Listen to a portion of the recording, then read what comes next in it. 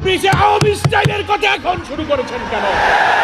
খুব সাবধান হয়ে কথা বলবেন। কোন জায়গায় হাত দিয়েছেন? ধর্ম ব্যবসায়ী আমরা না। ভোট যখন আসে তখন টুপি কিনে মসজিদে যান, এটাই হলো ধর্ম ব্যবসা। একটু আগায় তো আরেকটা ঝামেলা। ফলে বাংলাদেশের সরকার, অন্তর্বর্তীকালীন সরকারকে একটি অবাধ, একটি নিরপেক্ষ গ্রহণযোগ্য নির্বাচনের পথেও যেমন ষড়যন্ত্র আছে, তেমনি আওয়ামী লীগ পতিত স্বৈরাচার বিদায় নেওয়ার পরেও এখন আওয়ামী লীগ রাজনীতির ময়দানে নেই, তারা পালিয়ে গেছে। 300 এমপি, এত মন্ত্রী কেউ খুঁজে পাওয়া যাচ্ছে না। ওরা জামাত ইসলামীকে যেভাবে দমন করে ফাঁসি দিয়ে আওয়ামী স্টাইলে জামাতের বিরুদ্ধে লেগেছিল, আওয়ামী লীগ রাজনীতির ময়দান থেকে হারিয়ে গেল। এখন নতুন করে ষড়যন্ত্র হচ্ছে, শুধু দেশের বিরুদ্ধে নয়, জামাতের বিরুদ্ধে আওয়ামী স্টাইলে বিরোধিতা শুরু হয়েছে। আমরা এই সমস্ত ষড়যন্ত্রকারীদের বলতে চাই, আওয়ামী লীগ ক্ষমতা রাজনীতি থেকে বিদায় নিলেও আপনারা যারা আওয়ামী স্টাইলে আবার জামাতের সমালোচনা শুরু করেছেন, আপনাদের কথার বন্ধ থেকে, কথার ভেতর থেকে কিন্তু ফ্যাসিবাদের গন্ধ পাওয়া যায়। ওরা জামাত ইসলামীকে ধর্ম ব্যবসায়ী বলেছিল, ওরা স্বাধীনতা বিরোধী বলেছিল, ওরা ৭১ বলেছিল। আপনি সে আওয়ামী স্টাইলের কথা এখন শুরু করেছেন কেন? জামাত ইসলামের বিরুদ্ধে যারা ষড়যন্ত্র করেছে, ইতিহাসে তারা পতিত স্বৈরাচার হয়ে বিদায় গ্রহণ করেছে। খুব সাবধান হয়ে কথা বলবেন। কোন জায়গায় হাত দিয়েছেন? যে মহান আন্দোলনের প্রতি আল্লাহর করুণা এবং ক্ষমা, বড় বড় শক্তিধররা এই আন্দোলনকে নির্মূল করার চেষ্টা করে নিজেরাই নির্মূল হয়ে গেছে। আপনারা সেই অপরিণামদর্শী পথে পা বাড়াবেন না, আপনাদেরকে কিন্তু সেই পথেই হয়তো পরিণাম ভোগ করতে হবে।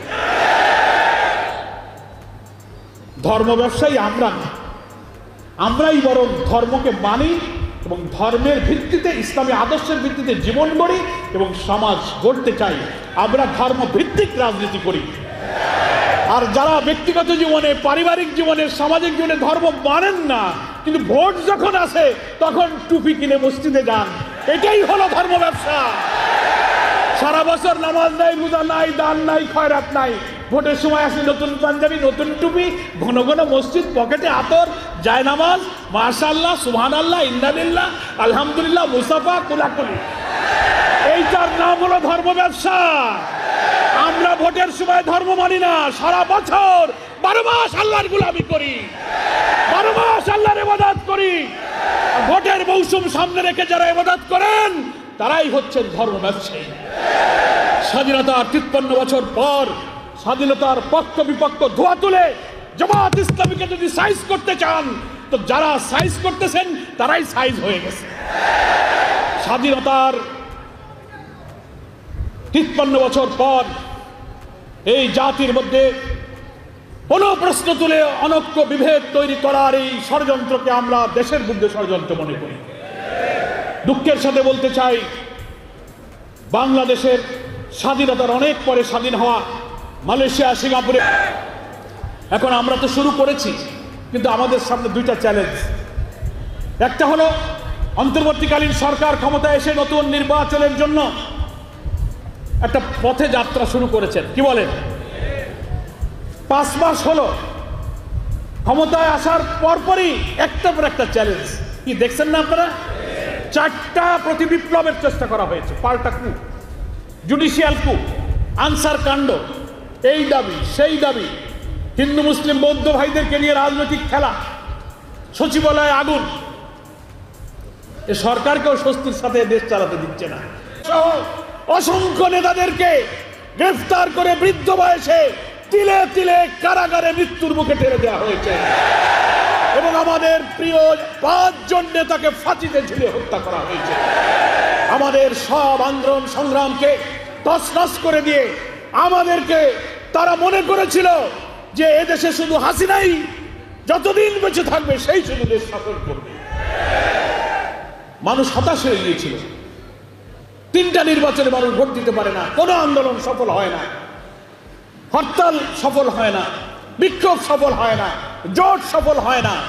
মানুষ আমাদের, আপনাদের রাস্তাঘাটে দেখলে জিজ্ঞেস করতো যে আপনারা কি করলেন, এ বোধহয় আর যাবে না, এ মরে না যাওয়া পর্যন্ত বিদায় হবে না।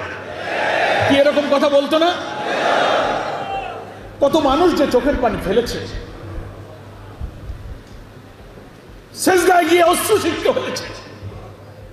দেশে বিদেশে প্রবাসী বাংলাদেশি এবং ইসলামী আন্দোলনের বন্ধুরাও আমাকে ফোন করে বলেছে, কাবার চত্বরে আল্লাহর কাছে গিয়ে কেঁদেছে আল্লাহর ঘর ধরে, এই জালেম থেকে আল্লাহ তুমি দেশকে হেফাজত করো।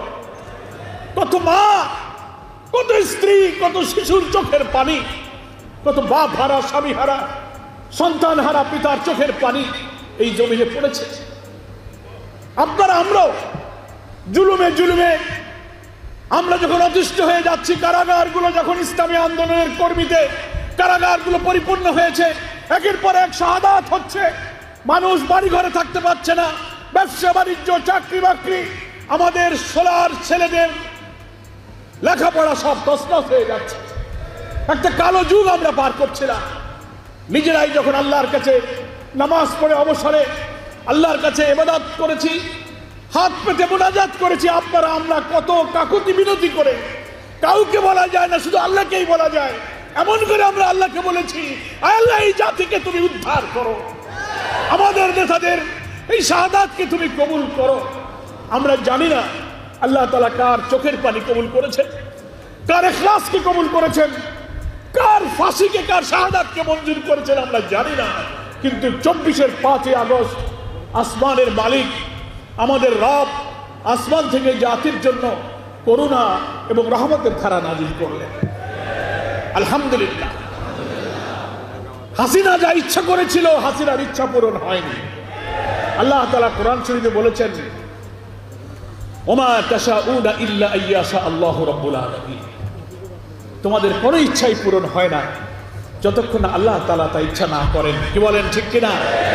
ও চেয়েছিল বাংলাদেশ থেকে ইসলামী আন্দোলন, ইসলামী শক্তিকে নির্মূল করে দেবে, যতদিন বেঁচে থাকবে কর্তৃত্ববাদী ফ্যাসিস্ট সে একাই শাসন করবে, তার দল, তার পরিবার, তার সিন্ডিকেট ছাড়া ব্যবসা বাণিজ্য, চাকরি, পেশা, লেখাপড়া, ঠিকাদারি, কর্তৃত্ব আর কারো চলবে না, সেই শুধু করবে। এই কর্তৃত্ববাদী ফ্যাসিবাদের দিকে দেশ ধাবিত হয়েছিল। কিন্তু 17-18 বছরের চোখের পানি আন্দোলন, কষ্ট ত্যাগ, নিরপরাধ নিরীহ আল্লাহর নেক বান্দাদের ফাঁসিতে ঝুলিয়ে হত্যা করা হয়েছে। যারা জীবনে একটা মিথ্যা কথা বলে নাই, একটা টাকা হারাম খাই নাই, কাউকে কষ্ট দেয় নাই, 70-80-90 বছর বয়সে বৃদ্ধদেরকে তুমি হত্যা করেছো, ফাঁসিতে ঝুলিয়ে দিয়েছো।